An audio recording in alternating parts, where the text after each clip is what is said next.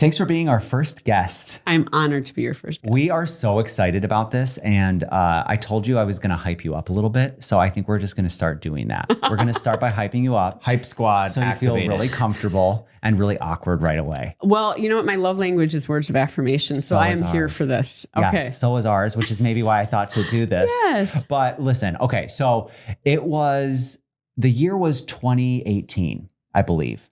Correct? I think so. The year that we met. Do you remember? I think probably. not. That sounds about right. So 2018, we connected with you, which we'll probably talk a little bit about today, but we were sitting down chatting and you said something to us that it was the first time I'd ever heard anyone say it. And it just gave us such encouragement and empowerment. It was talking about small business and the fact that it's okay to want to run a great small one and not scale. Mm-hmm. And everything else out there that we'd ever consumed, everything we'd heard or seen or watched was all about scaling. And obviously our connection point to you was about small business, which we'll get into a lot. But you were the first person who ever said to us something along the lines of the fact that it's great to want to run a great small business. And I carried that with me. And it was like one of the most encouraging things. And coming from you especially was just so inspiring. Oh, that's wonderful to hear. I think it is really a gift when you think about it, where you have these opportunities to say something to someone else that maybe is just a passing thought that comes into your mind. And then when you hear later that it was an impactful thing, it helps us all realize what a ripple effect you can have on the people around you and how much purpose there is in those moments. So that very much honors me to hear that encouragement meant so much and that helped inform a direction of your business. That's wonderful. Thank you for telling me that. Of course. And thank you for being here. When we started kicking this idea around, we were thinking, what could this look like? We want to talk about small business, not just custom clothing. And we put together like, who might we be interested in talking to? You were the first person on the list. Thank you. So Number one. So the fact that you are our first guest, it means the world to us. And we are so honored that you're here. And you look amazing. Well, thank you. This is a King Brothers original. It is an original and you wear it well. Thank you.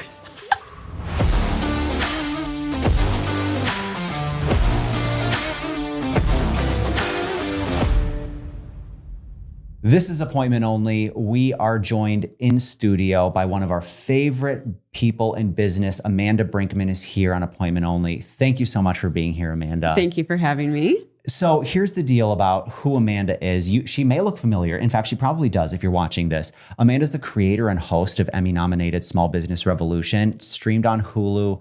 It was named among Inc. magazine's top shows for entrepreneurs. She's a nationally renowned brand expert, Forbes contributor, and frequent on-camera personality for national news outlets and celebrity interviews ranging from LL Cool J to Peyton Manning to now Appointment Only. Your top build experience to date. I love it. The biggest honor you've had in your career, I'm sure. And after groundbreaking campaigns for brands like BMW, Reebok, and Sony, in addition to her role as an inspiring executive at Fortune 500 and Fortune 1000 companies, she's now on a bit of an entrepreneurial path herself. And I'm so excited to have this conversation with you, Amanda, because you have been so impactful, not just on us, but on hundreds, thousands of small businesses and small business owners and entrepreneurs around the world. Thank you. That I never really stopped to think about that kind of impact. Thank you. It's amazing. It's amazing, of course. And I just want to hear from you about kicking things off.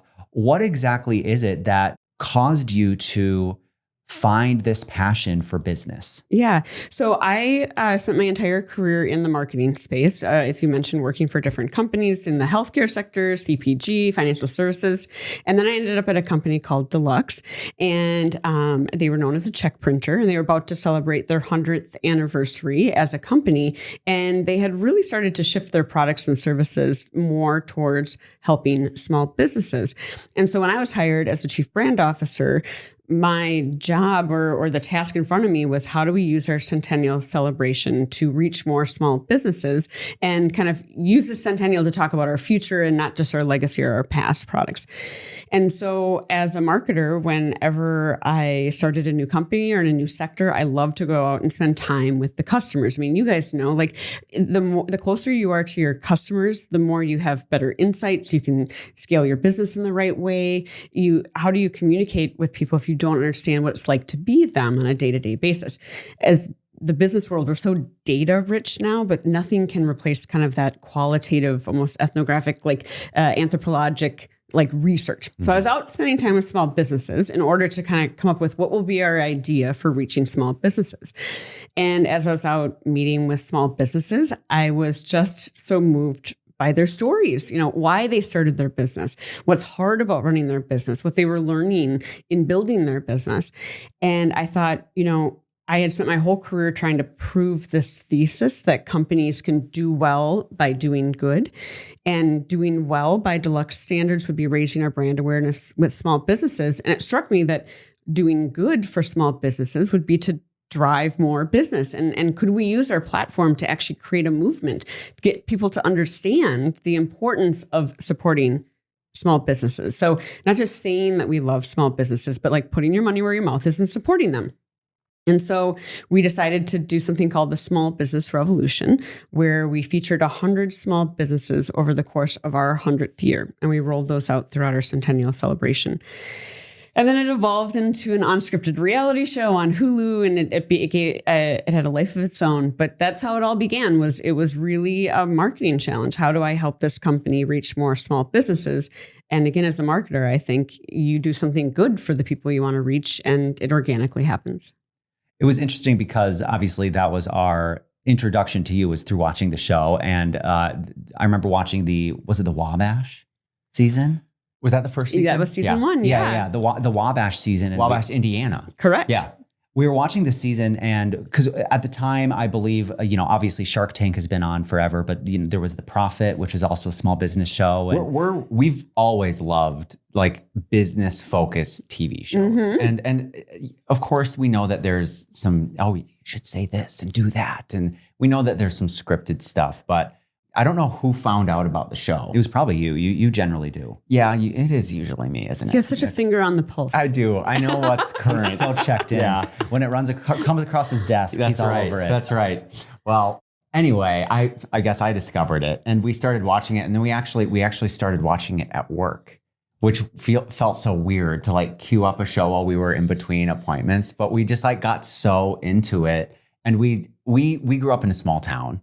And so I think there was part of the show that resonated with us in that way, where you're in a small town and you're helping people, and we can really relate to those people because that's how we grew up. But yeah, it was just that was our introduction to you was through the Wabash season. Well, watching it at work though was helping serve the business though. Like that was one of our favorite things we would hear in feedback from the audience, that they loved it and they were inspired and they were moved by the stories, but that the small business owners who were watching it couldn't take notes fast enough, that they were learning from it. And that was the whole point of it.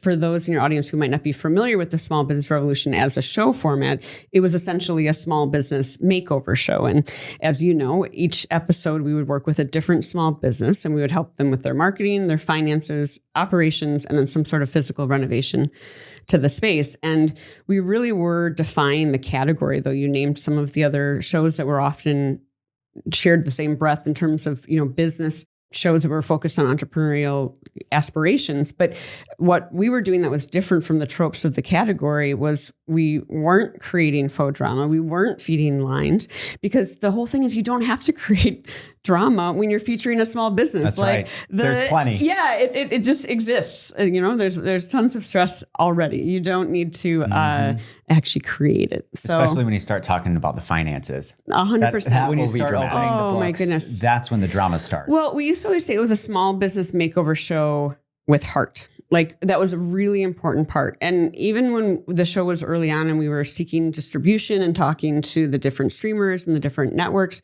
a couple of the networks that we talked to, they wanted me to act more like, I was the host of the show.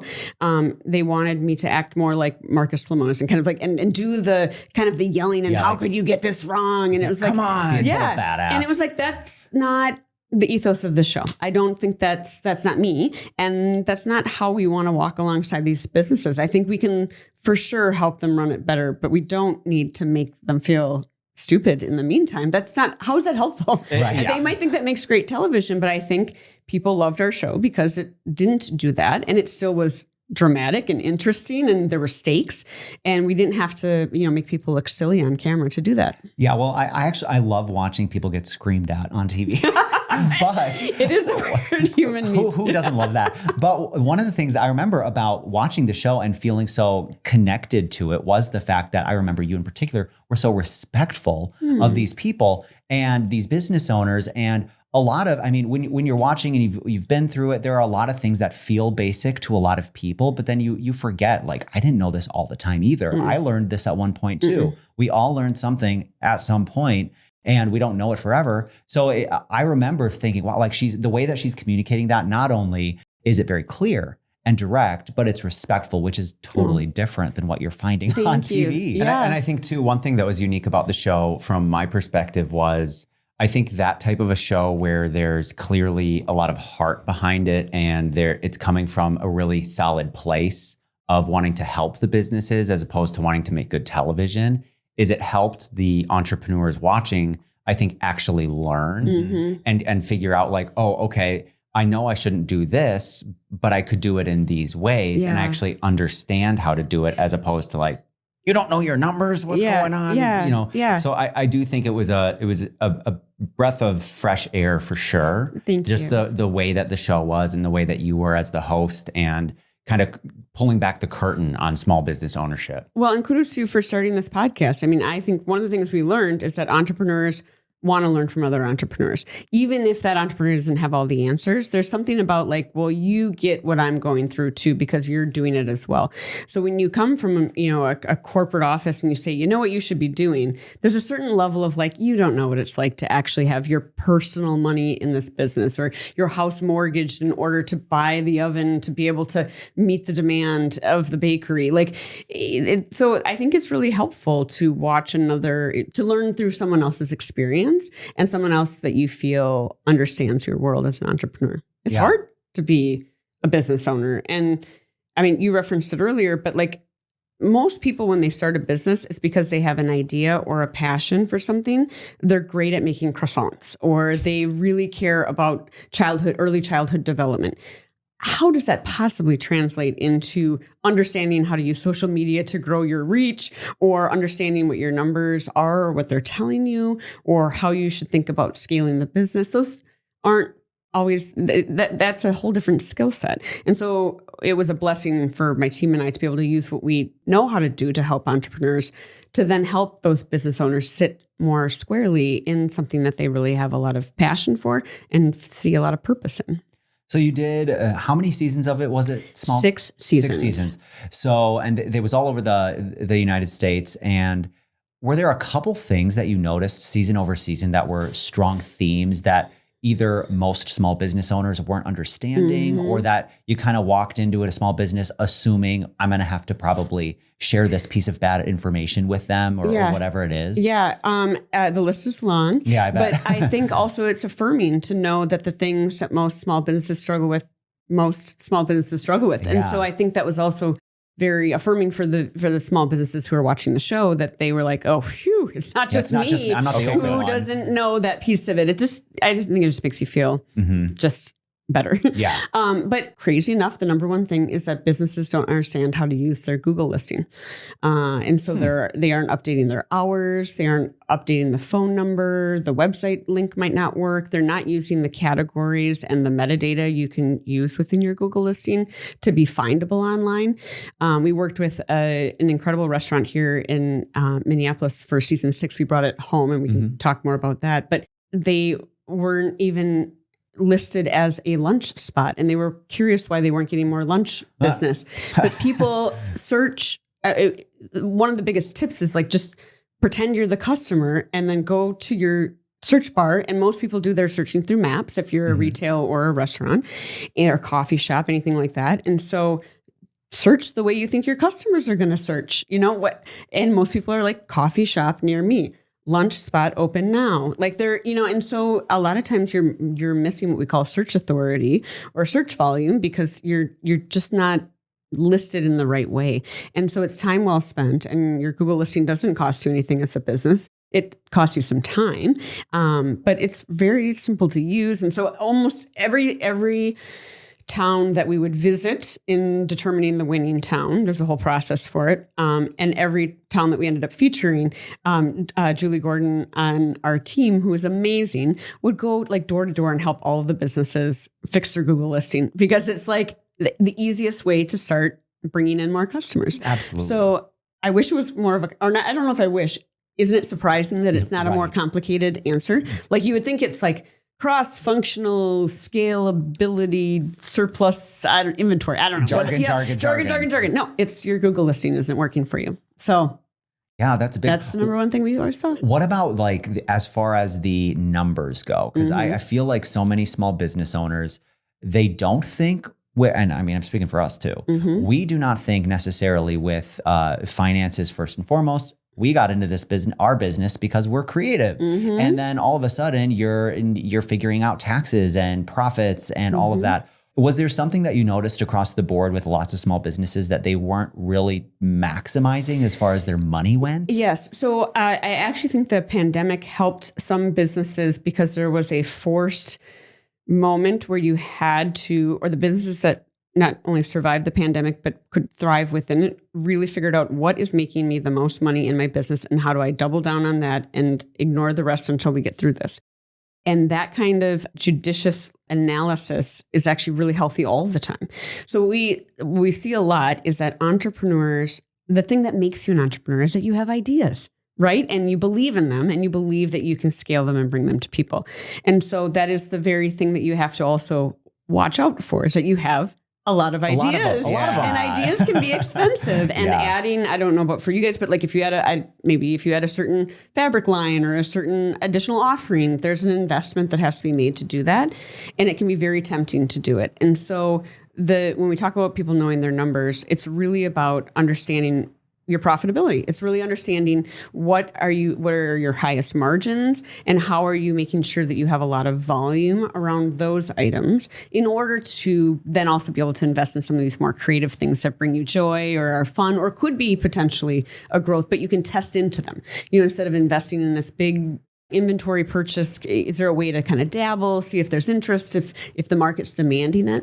So that's what we saw a lot, was that businesses just didn't understand the finances behind some of these decisions, to add a new oven, like if it's only for one, like I'm just using a bakery as an example, if there's only one thing you're making in this particular kind of convection oven and it costs you twice as much as the one that's your high volume one, your money is better spent getting a second oven so you can double down on your high volume, high margin product. And that's not as fun, but that's profitability, and that's essentially the health of the business. So, oh, Amanda, I'm so glad you said that. That's good stuff. Oh yes, that's exactly what we were wanting. And that's one of the things that we run into as we talk with people in the custom clothing space and some of the people in our coaching program is, I think because we are very much a high margin, low volume business, and I think those people who are running the businesses that are high margin, low volume, I think they have a tendency to take the things that they sell a lot of and be like, oh, great, that's where I can give the best deal, or I can cut into my margin because it's what I sell. Yeah, I'm going to sell a whole bunch, so I don't need to really focus on my profit. When you just told us, and what we tell people is the flip side is true. That's where you need to be making the most margin so that you can explore some other things if you want to. It fuels it. That's how you fund the business. Yeah, there's two ways to make money in business. Either you sell more things or you make more money with the things you sell. That's it. Like those are the two things. And so figuring out always those two levers is, how are you driving the growth, but then how are you also, let's just talk about growth for a second. I mean, let's go back to the piece of advice that you shared was so meaningful to you. Is I think a lot of times, especially I think it's an American culture thing too in the business world, we're always talking about VC funding and angel investing and exits and growth, 10X, this and that. all to have this exit. And a lot of small business owners just want to run a really beautiful, healthy business that they enjoy, where they're connected with customers, that they're doing what they love. Growth usually means you get further away from the thing that you originally loved about running and starting this business. The whole reason. Like if you were to play it all the way out, I'm sure you already have, but like if you were to keep growing, you're going to do less of the customer interactions and you're so, I mean, look at you, you're just so well styled. Like you're going to get away from that advice piece and all the things that people originally came to you for, because you're going to be so busy working on the business, running the business from up here. And so, I think a person just has to decide, what kind of living do I want to make?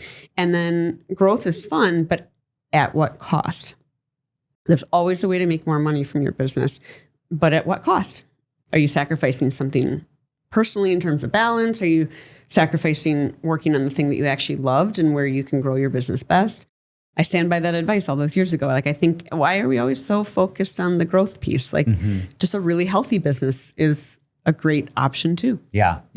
That was one thing I remember resonating with a lot in the show was, as you would talk with these entrepreneurs, these small business owners, they were very much sacrificing their personal, especially finances, in order to keep the business afloat. And that was something that so many of them had in common. Like they were so focused on keeping everything in the business. And we did this for so many years.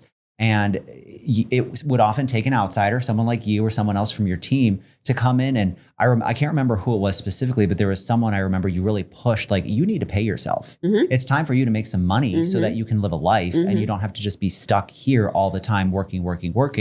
Because at what point isn't it worth it? Yeah. And that was like a huge light bulb for that person. And that, again, was one of those things we're watching saying, yeah, you know what? I think Amanda's right about this one also. So that was just, yeah, I'm every time you talk, I'm just like, I'm going to steal that. I'm going to say that. Yeah, and I'm going to pretend like I made it up. That's what he does all the time. I'll say something good and Danny steals it, pretends it was his. Just like I was pretending when you were reading Amanda's intro, I was pretending you were introducing me. Well, imitation is the sincerest form of flattery. That's right. Well, he's got that. Yeah, that's like a simp thing, I think. But I think that's all you pointed. I mean, you're touching on something else that businesses often get wrong, is that their personal and their business finances are intermingled in a way that is actually very dangerous and risky for the business, as well as personally stressful. And so I think let's talk about side hustles for a minute. Oh, yeah. So a lot of people sometimes will want to start a side, maybe they're working for a company or a corporation and they're also running this small business on the side, and they're waiting until it gets to a certain point before they'll kind of leap. I always advise people, if you're doing that, start saving right now, and in order to cover your personal lifestyle for at least a year, because it's really hard to make the kind of money you need to out of any business in year one. You're building in that year.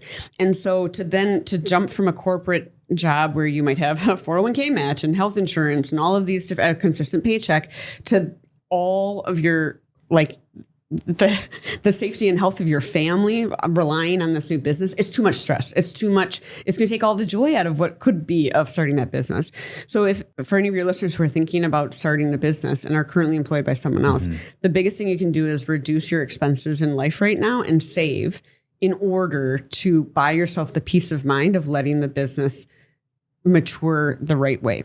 In that first year. How do you balance that with the idea that the timing will never feel totally right? Yeah, great point. I think people want this like really smooth, like, I'm not a skateboarder, but I'm sure there's some sort of ramp analogy What? You're not here. a skateboarder? I know, it's crazy, right? So gnarly. Skater girl. I do have some skater shoes, but just because they're hip. I believe it. Right? But I think people think that, but how could you possibly go from that? You've spent your whole career up until this point building up your compensation and title and levels, to all of a sudden expect a brand new business to be able to sustain that level of income is like nearly impossible. And so there is going to be that dip, but that's what I'm talking about with having personal savings, so that you understand what it really costs you to run your household for a year, and that you have that saved up so that if your business doesn't provide that, you're not, in trouble. And so, but giving the business that patience, but there does need to be a point where you have to take the leap. We see this all the time with businesses that they're like, I will leave when the business is at X or whatever. And it's like, until you actually like have stakes though, until you actually need it to make money. Again, I think you should have a safety net. But until you need it, though, eventually to make money, you're never going to actually dedicate the kind of time and attention it needs to grow in the right way. And the master of your full-time job will always win. You want to spend time, building out the software or building out the portfolio for your business and working on it. It brings you joy, but I got that Zoom call in 20 minutes. I better get on. You got to go to work. And so at some point there do need to be stakes.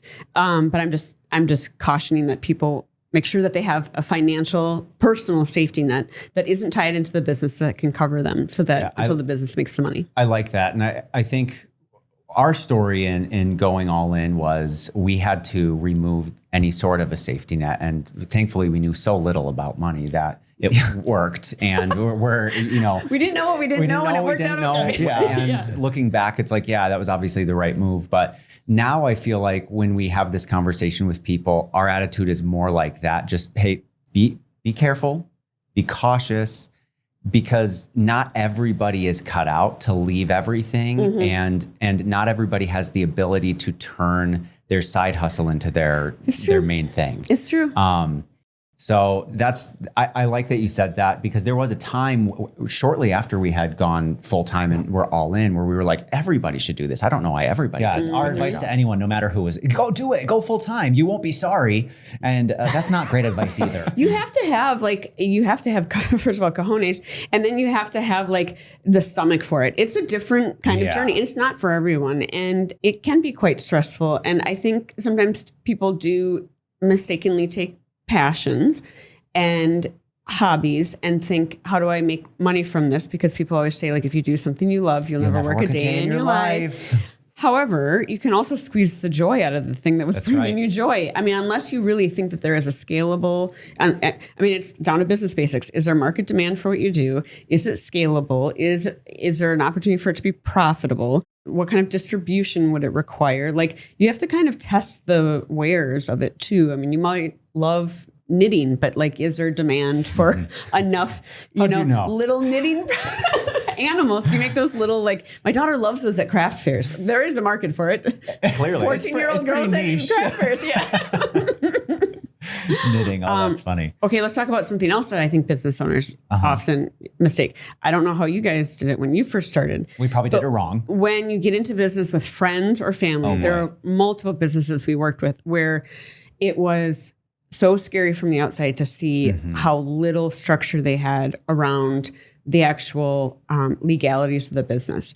And especially with friends, it can take one fight and stuff gets real weird real fast. And it feels so awkward to talk about it ahead of time. But there was in particular a recording studio in Alton, Illinois, that would have been season 3 that we were working with. And they were friends, and we had to, and they did not want to do it. They just did not want to sit down and do it. It just felt too awkward. And we said, it will be so much more awkward if something happens. What if one of you just decides with all of the greatest of intention? I mean, what if you leave amicably, but one of you doesn't want to be in the business anymore? But you have ownership in it. You have to have those things outlined about how are you going to buy the other person out? What kind of rights? Who owns more? If one of you bought the equipment, that should be reflected somehow. I mean, so anyway, for anyone listening who is thinking about going into business with friends or family, with anyone, if you're going to have any sort of partner, first of all, rethink whether or not you actually need a partner. Yeah, that's right.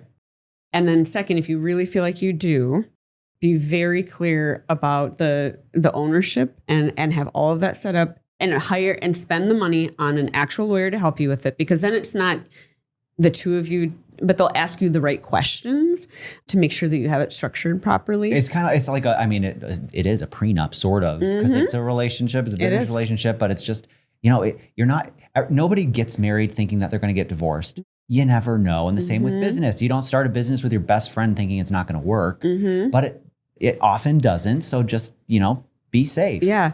This also relates, you asked me about commonalities that we saw across businesses. Business owners don't value their time the same way they value their fiscal resources. Are we both smiling? I think we are. We're both biting our tongues trying not to smile. We have that Grinch smile going where it starts really low and then it gets really high. Well, this relates to the legal and kind of the structure of the business topic we were just talking about, which is you have to have a lot of clarity around what are each of you going to do. Like literally write job descriptions. Again, that feels so awkward because it's like, I know you're the sales and I'm operations. It's like, no, write that down. Like be very clear, because as soon as one of you starts to feel any sort of slippage of like, I'm doing more than you, again, stuff can get weird real fast, and then it gets awkward, and then there's resentment, and it just builds over time. But oftentimes business owners you have to pay attention to like, how do you most squarely grow the business? What are you best at growing the business at? Is it business development? Is it product development? Is it employee management? Is it client retention? Whatever, is it the actual design? Whatever it is, how do you make sure you are spending as much time on that piece of it as possible? Because it also, by the way, probably brings you the most joy. We're meant to feel good at what we do, and we usually are drawn to things we're good at as humans. And so making sure you're really clear about like, what are you actually like, where do you best need to spend your time? And then just because you can figure out the other things, it is money well spent to hire those things out, to employ other small businesses or entrepreneurs to do your accounting or your tax return or post for you on social media. Like we spend as business owners. I mean, now that I'm an entrepreneur too, I'm guilty of this. I definitely will be like, I can figure out how to update that thing on my website. I've done it for hundreds of businesses. How hard could it be? Yeah. And it's like, but it doesn't bring me joy. It takes me probably 4 times as long.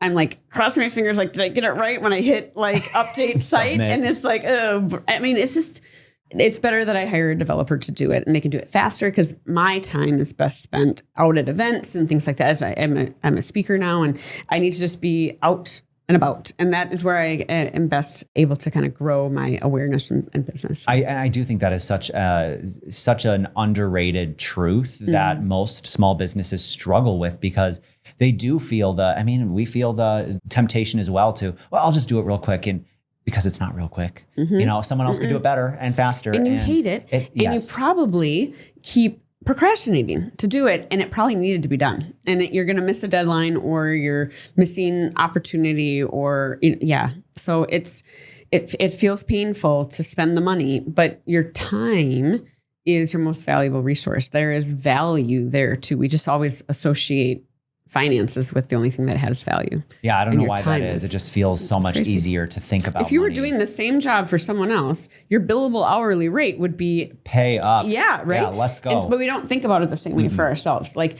let's say whatever number you would put on your own would you pay someone that much money to post on social media? Probably not. So why are you? Right. Or whatever it happens to be, right? Like, and so anyway, you need to focus on how you can best grow your business, because it also is probably what is bringing you joy in the business. And the further you get away from that, the less fun it is. And running a small business it's hard, but it's rewarding, and it should be fun. That's the whole point. Mm-hmm. I love listening to you talk, because it's so in line with what we say all the time, but the way we say it all the time is in the same way.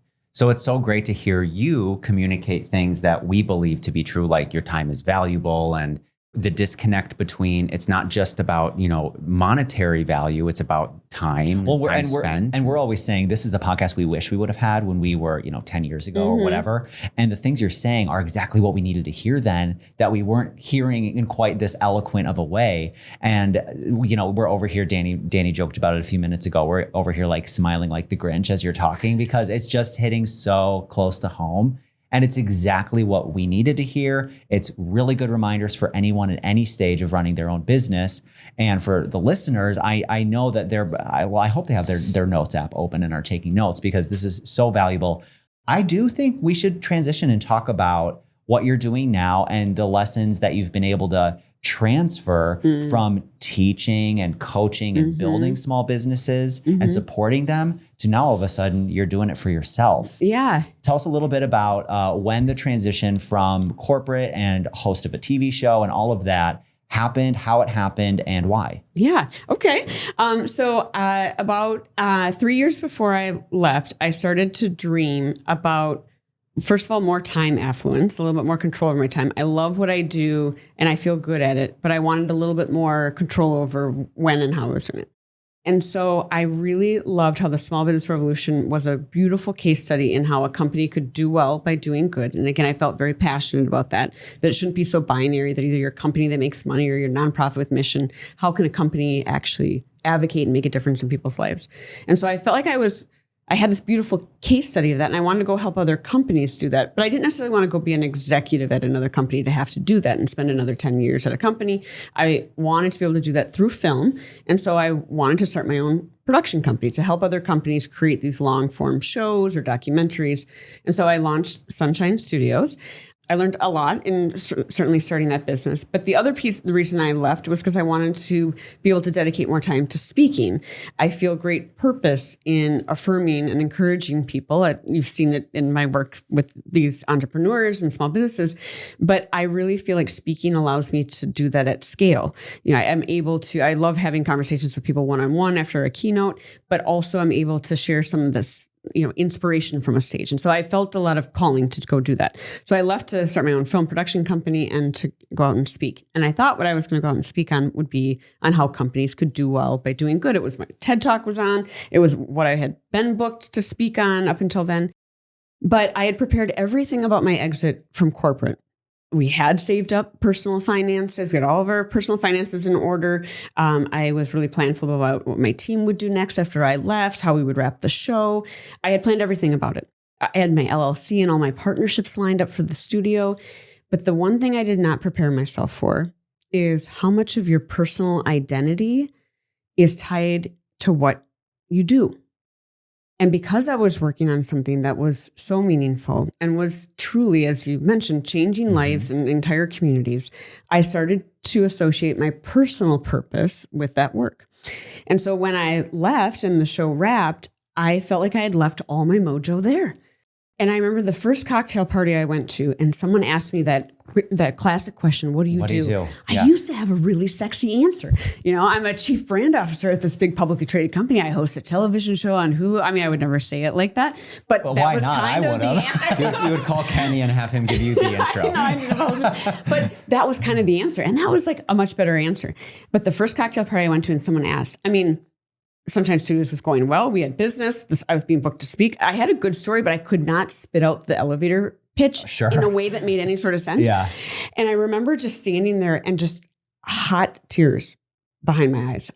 I'm like, I don't know. I don't know what I just did. I just left this very reliable, lucrative career to start my own business. Like, what did I do? Like, what did I do? And people liked the other answer better. You know, when I host a television show, that was interesting. They could ask more questions, tell me more about it. Mm-hmm. I also cried less when I gave that answer than I did in this new one.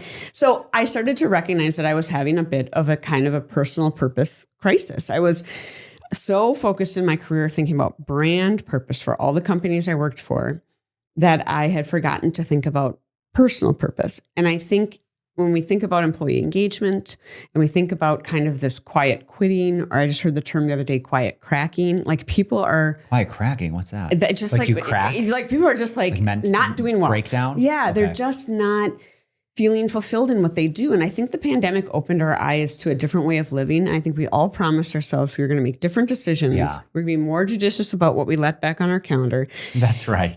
And we didn't, because there was no definitive date where the pandemic was over.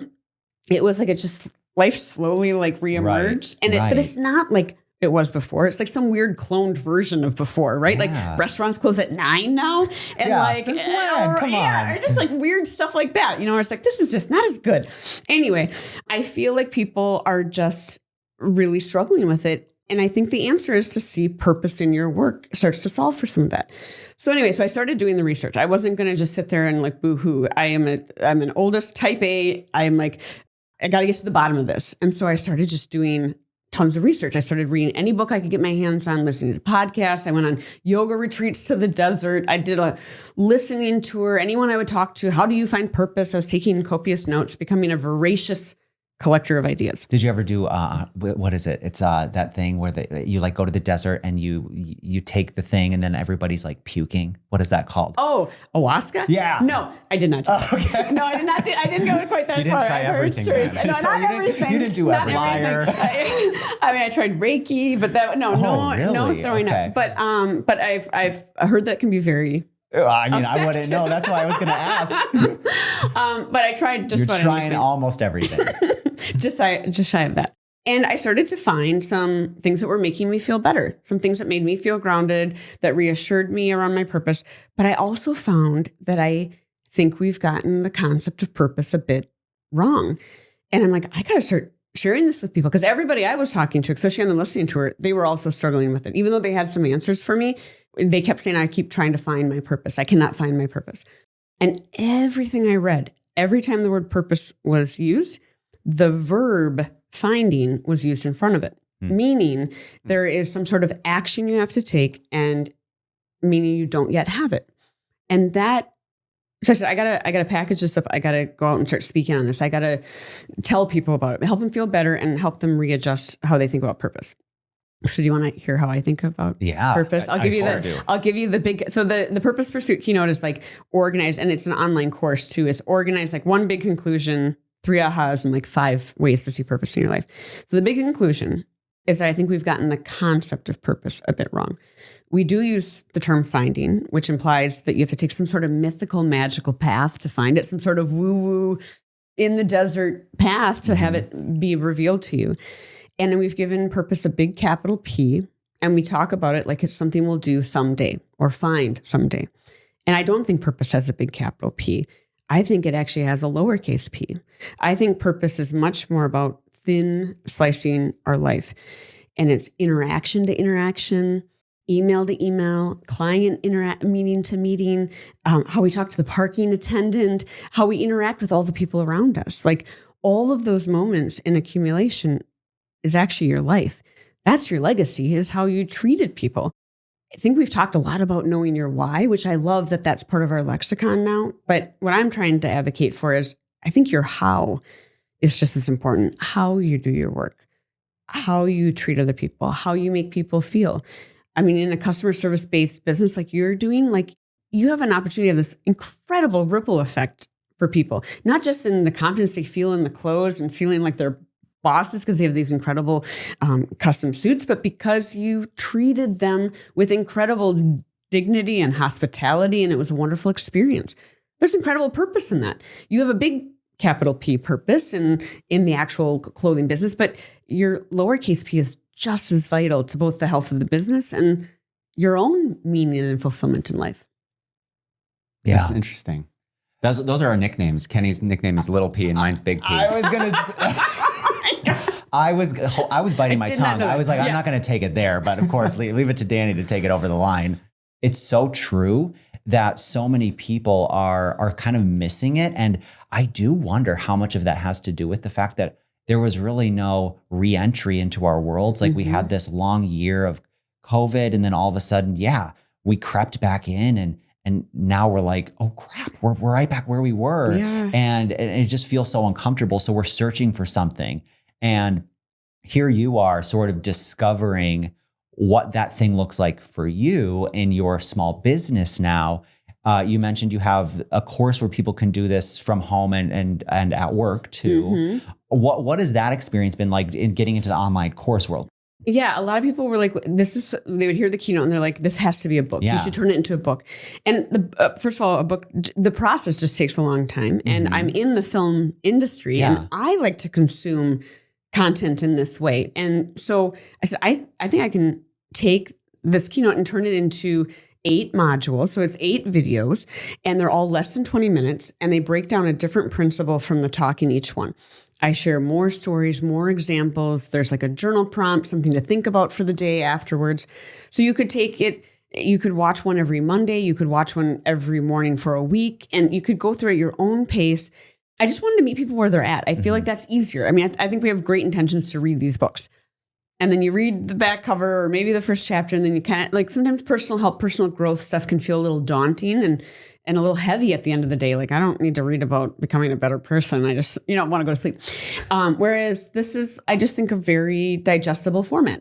It can be layered on for small businesses or big businesses on top of any other sort of learning and development stuff you're already doing. Because this is about like, if people can see purpose in their work and in their current role, they're not going to leave your company. They're going to double down. They're going to see meaning. And so they're just going to put so much more emotional, they're just going to take their jobs more seriously, and they're going to show up better for you. So as you've made this transition from serving small businesses, helping them succeed, now you've become your own small business, you're running your own thing, you're kind of like, walking the walk as well as talking the talk. What have been some things that you continue to have to sort of remind yourself of that you were telling small business owners that you're like telling yourself now? Yes. To be patient with growth. So I think it's just part of our ethos. It's part of the DNA of an entrepreneur is you want to go and you want to go fast and you get ideas and here we go. And how about tomorrow? Yeah. And sometimes you have to test into something. You have to try something, get some feedback, and then modify. And so I would say now that I'm in my kind of third or fourth year now of business, I'm getting much more patient. Like I just had my second annual Purpose Pursuit Live, the half-day conference, and it was very clear after this year that this is going to become an annual thing. There's market demand for it. We sold out. We're at capacity. We need a bigger space. Yeah, we need bigger space. We need bigger and better for next year. And I'm excited about that because now it's a third pillar. But if in year one, I would have wanted it to go as big as it's potentially going to be in year 3 or year 10, it wouldn't have, there wasn't demand there yet. But now, there were a lot of people who came back and then new people. And so I think I'm just getting better at being patient with the pace of growth because it's going to be healthier for the business. It's more manageable. I mean, a huge reason why I made this shift was because I wanted, as I mentioned, time affluence. Again, we always think about fiscal affluence, but like actually owning your own time is the real win. Like that's actually success is that you get to choose who you're spending time with, how you're spending your time, and what you're doing. And entrepreneurs have way more control over that, A, than we think we do. And B, that should be the gift of being an entrepreneur. But running a business, I think, is a little bit like studying for a test. You could always do more. You could always review again. You could always be, and never quite done it's enough. Only to you. Right, exactly. And so I think it's about kind of being a good boss to yourself and saying, no, you've done great work. This is a good pace. This is, you also have a life you want to live. And do you think the time affluence is like the thing that you enjoy the most about being on your own? Yeah. Yes. We have a teenage daughter. We've got 4 years. We have just a one and only. And so I call it cliff nesting. Like when she leaves the house, that's it. Like a lot of people have multiple kids. And so they'll kind of like, it'll be a gradual thing. For us, it's like, I just really want to be there for stuff. I want to drive her to school. I want that. Other parents call it windshield time. You have great conversations in the car. So I think it is my favorite part, but it's real tempting to want to work harder on the business and do more and faster. So I think it's just about pace. And I feel like you have to learn how to be patient and operate with pace and how to value your own time. Yes. Because I think that's one thing that used to drive me nuts when we first started our business is people who didn't own their own business saying, oh, it's so nice. You can work whenever you want. It must be so great. And feeling in that moment like they have no idea that I work constantly and I'm always on the clock. And there is still an element of that today where, if something great hops into my email and it's 7 p.m., I want that. It doesn't feel as burdensome though as when it was an email that popped into your inbox from someone you worked with or a boss. Then it felt like a violation of your personal time. But because you're working on your own business, you feel like you have that choice and it doesn't feel quite as, I think it's a really interesting and magical thing. What I've started to do is just write down, I have just a document on my phone that's called Future Vision. And it's specifically related to the event. It's related to the course. Like every year when I do my event, I'm recording new content, new ideas, things I've learned in the last year. How do I add that to the course every time? So I've got all these ideas. And so to kind of quiet the let's go part of my brain, it's like, I'm going to write it down. The idea is not forgotten. I'll pull from that. And I've done this multiple times where I'll go to add something to the list and I'll just kind of review it. And I'm like, oh yeah, like a couple of these things we've already started doing. And it just kind of organically started happening. So those ideas will find their way into your business when the business is ready. And so I love that as a tool. Just like have somewhere where you write it down. It's not forgotten, but you don't have to do it like tomorrow. Okay. So I might regret telling this story, but I used to, you guys again are much younger than me, but like I was in the workforce wherein we did not have Blackberries or phones or email at home. Okay. So it was dial up. I mean, we had to but we did have cell phones. They just weren't smartphones. And so believe it or not, we remember that time. Do you? Okay. Oh, yes. Okay. We weren't in the workforce, but we do remember you do. it. You heard the story, the lore of this olden days. Okay. So I would call myself in order to remind myself to do something like the next day. But again, words of affirmation, I would tell myself, because at the time I did not have a boss that gave me that affirmation. So I'm going to do it myself. So I'd be like, hey, Amanda, it's Amanda. You're doing great. You're killing it, girl. Okay, now remember to get Bob the call report for the meeting from yesterday and make sure you do all of the competitive reels and get those out. Okay, bye.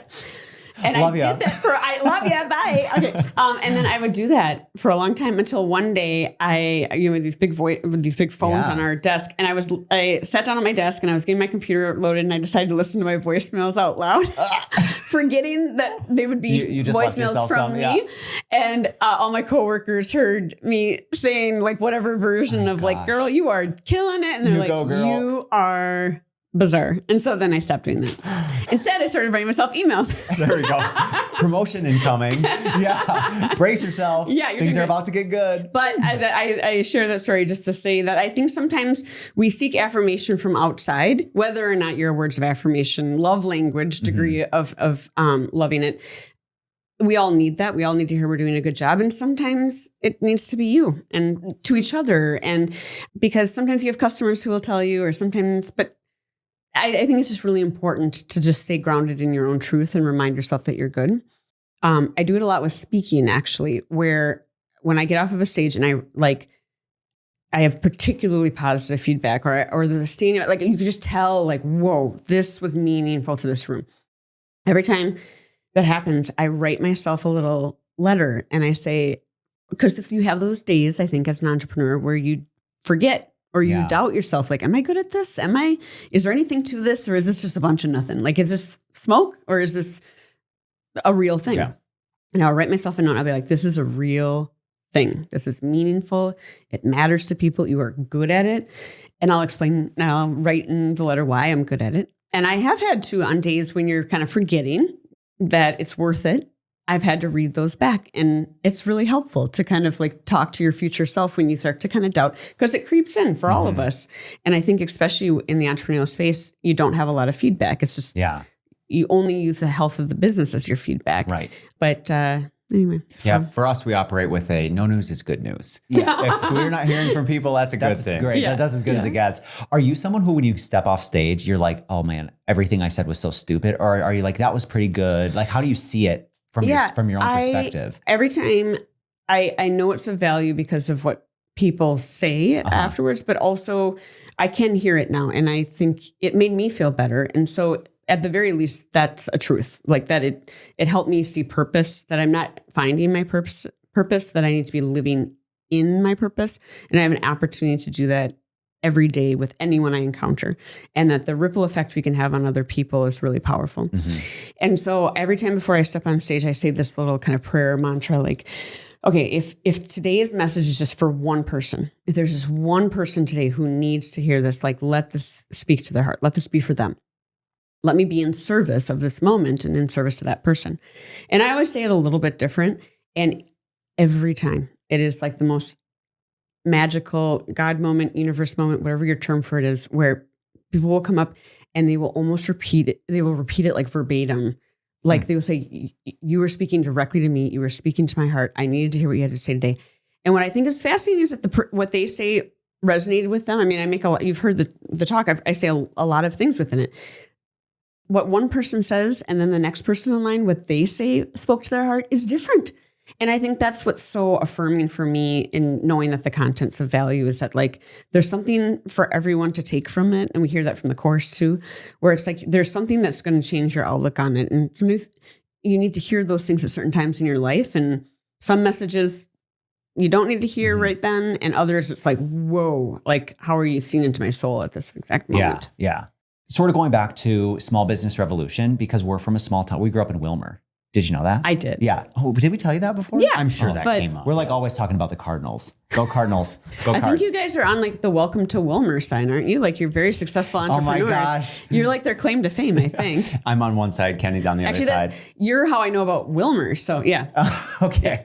Well, so being from a small town, like there are some things that are just so you cannot replicate them anywhere. And that was definitely one of the things that fascinated us about Small Business Revolution. So I'm going to see if I can do this. Wabash, Bristol Borough, Yes. Alton, Yes. Searcy, Yes. Fredonia, and then Minneapolis. Yes. Right? Yes. Okay. So Is that the right order too? It Oh my sure goodness. is. That was impressive. thank you. Thank you so much. Gold star. But so as we were watching these small towns, they're not even that small, really. I mean, they're cities, small cities. We were like, oh man, that'd be so cool to visit. Have you ever gone back like and done a weekend there? Yes. Yeah. We, for almost every season would actually do a return to episode where we would go back a year later and check in on the businesses formally.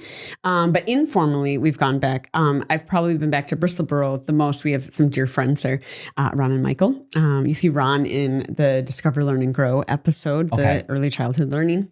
We love all of the communities that we were able to spend time in. But what is fascinating is we hear from the towns that they had 50% occupancy on the main street, like open buildings, like no tenants in them.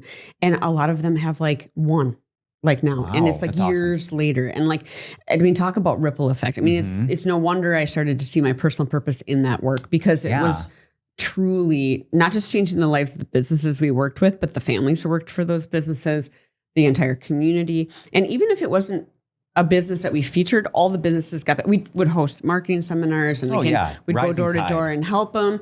And then just the energy, the positivity. I think sometimes it can be just very affirming to have someone come in from the outside and say, you have something really special here in this community. And then when we were filming Fredonia, that was we started filming that season in January of 2020. And we had the first scene of every episode.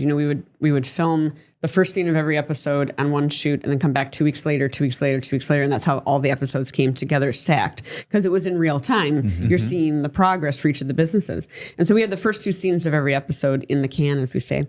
And then March of 2020 hit. And that was the first season that was nominated for an Emmy, like a real Emmy. And I think it was because it was almost a journal entry into what small businesses went through during that time. Like a timestamp. Yeah. And we also had to figure out how to film a television show from our basement. In a basement. How to make it creatively and visually interesting, how to capture the stories we could not safely go back for a while. Right. We filmed a bunch of episodes in a big warehouse over here in Minneapolis where Ty Pennington was my co-host that season. He was standing here. I was 8 feet over here. The business owner was 8 feet over there. I mean, we had to have these huge cranes and it was just wild, but it was kind of fun to figure out, Yeah, it was it's a challenge. and it gave us, again, to talk about purpose, it gave my team and I something to focus on during that time where you could see how disproportionately it was affecting small businesses. Right. And we could do something real to help and create this kind of roadmap for other businesses to learn from. Yeah, we were which doing a is- lot of social content at the time in real time. Here's an idea about curbside. Here's an idea about how to pivot this and pivot, the word of 2020. Oh my gosh.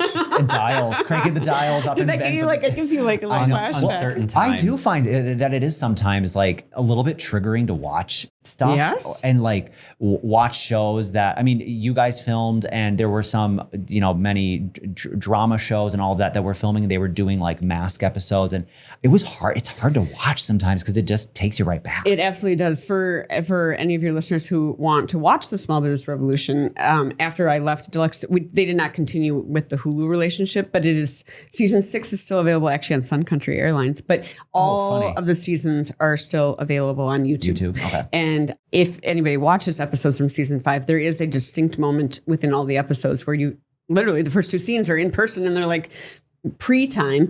And then all of a sudden you just have this, you can just hear the tin of a conference call. And we have all these, this footage of the Fredonia Main Street, just ghost town, basically tumbleweed, coming through. I just got and it chills. just takes you back. It takes you back to that time and you can hear news reports. And even still, it gives you a certain feeling. I still haven't watched any documentaries about COVID. Oh, you haven't? No, it's just feels a little traumatic because when we were in 2020, we can't do what we do from home. What we do is all based on people getting dressed up and working, Going or going somewhere. to Going events. places. They got to Yeah. go someplace. So it's like for us, it's like we didn't even know if we were still in business or not for almost an entire year. So like those types of things to watch are like really triggering for me. And yeah. Anyway, my question was along the line, two questions actually.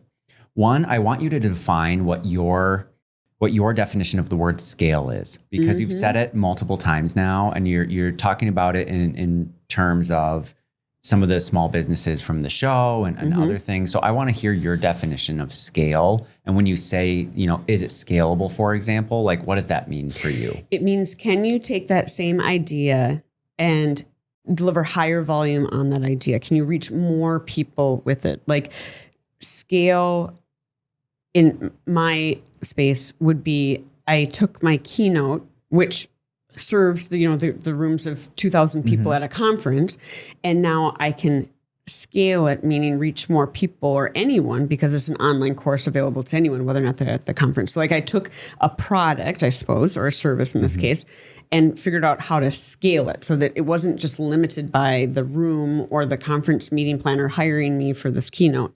Scale can also mean, I use it sometimes in the context certainly of growth, but you usually need to be then selling more things. So just taking whatever it is you do well and profitably, and then getting it to more people in a way that should increase your margin, because now you have volume underneath it and you have power of purchase and everything else. So yeah, that's what I mean by it. The other thing I was going to ask you is, as far as like content goes, have you like read any great business books or listened to any awesome podcasts or things that you've, and sometimes I know we're all in different industries, and so we have to kind of be selective and pick and choose like things that apply to us and things that we can implement. My favorite podcast is this new one is called By Appointment Only. I've heard mixed reviews. Rave reviews you've heard. No, but other than your podcast, I really enjoy Guy Raz. He has a podcast called How I Built This. That's a good one. I mean, I think it's a classic one in the entrepreneurial space. But the reason I like it is, as you know, he interviews entrepreneurs you have definitely heard of, but when you hear their origin story, again, talk about affirmation. It's like, these are not trust fund babies whose parents gave them $1 million to go start a business. These are like, it's Sarah Blakely who like cut off pantyhose and like had to like figure out how to like grow Spanx in her spare bedroom.